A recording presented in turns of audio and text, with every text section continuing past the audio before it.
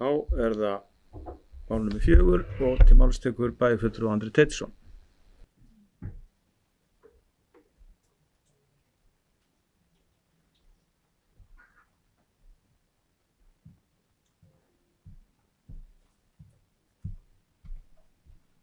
Forseti, ágætu bæjarfulltrúar.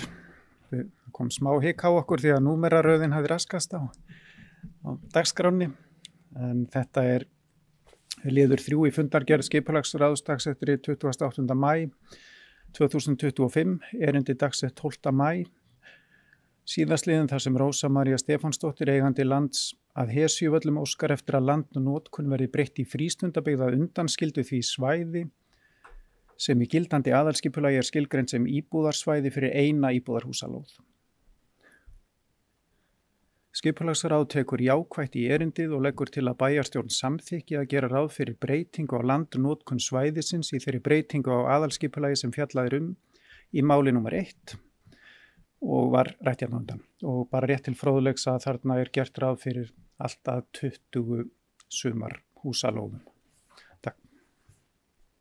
Þökkum bæjarfulltrúa Andra Teitssyni fyrir, orðið er laust. Ekki fleiri hvað til hljóðs á. Lesi við bókun að bæjarstjórn samþykkir að gera ráð fyrir breytingu á landnotkun svæðisins í þeirri breytingu á aðalskipulagi sem fjallar í 3. máli á dagskrá. Þau sem samþykkja, það eru allir